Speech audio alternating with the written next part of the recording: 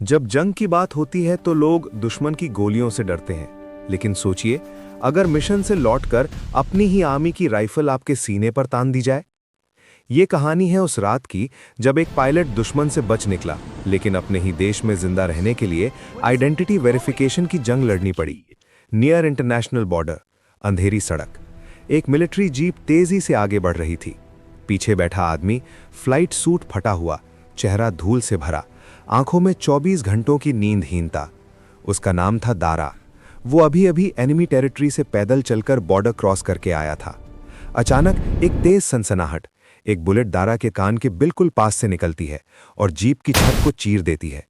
एक पल को सब कुछ फ्रीज हो जाता है। ड्राइवर जोर से ब्रेक मारता है, जीप रुकती है। Who fired? एक जवान की उंगली अब भी ट्रिगर पर थी। एक्सीडेंटली फायर हो गया था। दारा सन रह जाता है। पाकिस्तान की एंटी एयरक्राफ्ट गन से बचकर दिन रात पैदल चलकर बॉर्डर पार करके अब अपने ही देश में फ्रेंडली फायर से मरते मरते बचा था। सब जीप से बाहर आते हैं। सूबेदार मेजर आगे बढ़ते हैं। उनका हाथ उठता है। एक जोरदार स्लैप उस जवान के गाल पर पड़ता है। इडियट, फोकस कहाँ है तेरा? सन्नाटा छा जाता है। जीप आर्मी कैंप में दाखिल होती है। फ्लड लाइट्स, आर्म्ड गार्ड्स और हर तरफ अलर्ट माहौल। दारा को सीधे इंटेरोगेशन रूम में ले जाया जाता है। कमरे में एक युवा कैप्टन बैठे हैं, चेहरा सख्त, टोन प्रोफेशनल और कोल्ड। दारा को उनके सामने खड़ा किया जाता है। कैप्टन सीधे पूछते हैं, show me your ID card. Dara शांत रहता है, सर, मिशन पर हम आईडी कैरी नहीं करते। कमरे का माहौल और हैवी हो जाता है।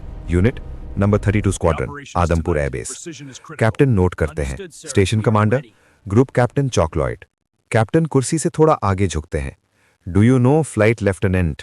दारा बिना रुके, yes sir, he is also in the air force. Describe him. गलत जवाब यहीं खत्म कर सकता था सब कुछ। Is he fat, clean shave? No sir, he is lean, wears a turban, he is a सरदार। एक सेकंड का साइलेंस। कैप्टन की आंखें फैल जाती हैं। अगले ही पल वो खड़े होते हैं और दारा को गले लगा लेते हैं। He is my cousin. Captain की आवाज बदल चुकी थी। You are telling the truth.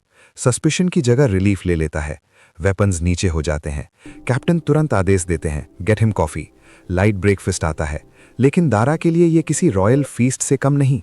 24 घंटों में पहली बार उसका बॉडी और माइंड रिलैक्स करते हैं। रिपोर्ट इमीडिएटली हायर एचक्यू को भेजी जाती है। डिसीजन लिया जाता है, transfer him to Amritsar air force station. Jeep फिर चलती है। इस बार गन्स सेफ मोड में है। दारा जीप में ही सो जाता है। मेस हॉल का दरवाजा खुलता है। दारा अंदर दाखिल होते हैं। पूरा हॉल एक पल के लिए साइलेंट। उनके साथी, जो मान चुके थे कि वो किल्ड इन एक्शन हो चुके हैं, उन्हें घोस्ट की तरह देखते हैं। अगले ही पल thunderous applause, shouts, cheers. Dara Feroze Chinoy is back. इस असाधारण करेज और सर्वाइवल के लिए उन्हें डिस्टिंग्विश्ड सर्विस मेडल से सम्मानित किया जाता है। लेकिन कहानी यहीं खत्म नहीं होती।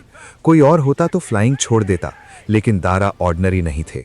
कुछ ही दिनों बाद मेडिकल क्लियरेंस मिलते ही वो वापस कॉकपिट में थे। 1965 वॉर खत्म होने से पहले उन्होंने 10 मोर कॉम्बैट मिशंस पूरे किए।